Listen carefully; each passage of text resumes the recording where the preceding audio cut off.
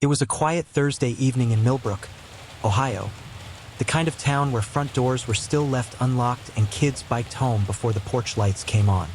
14-year-old Daniel Whitmore was one of those kids. Kind, soft-spoken, and unusually smart for his age, Daniel had just finished basketball practice at the local YMCA. At exactly 5:47 p.m., he texted his mother, "Leaving now. Be home soon." He never made it home. When Daniel didn't show up by 6:15, his mother, Ellen, assumed he had stopped for snacks. By 7 o'clock, she was calling his phone. No answer. By 8:30, she was on the phone with 911. Within hours, Millbrook transformed. Flyers went up. Local volunteers combed the woods, drainage ditches, and trails. Helicopters scanned the farmland on the town's edge. The working theory, a random abduction.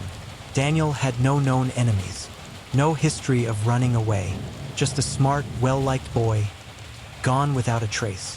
3 days in, investigators pulled security footage from a gas station along Daniel's usual walking route.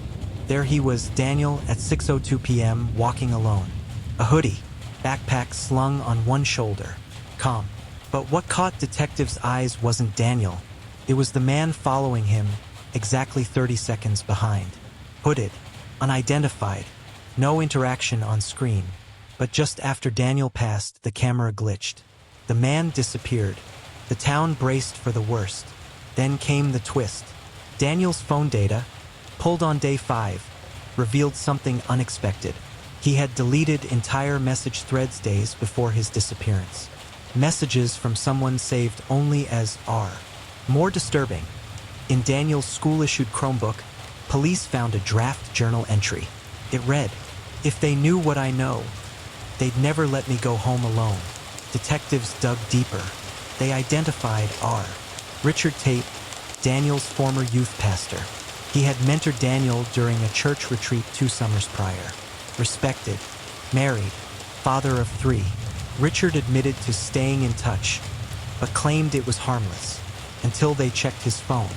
Encrypted chats, deleted photos, location pings just 200 feet from where Daniel was last seen.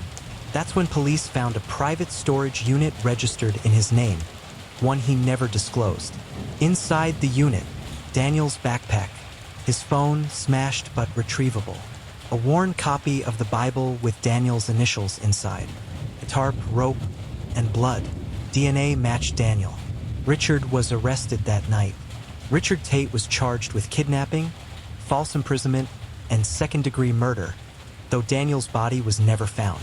Under pressure during trial, Richard confessed. He claimed he only meant to talk, that Daniel had threatened to expose him, that things got out of hand.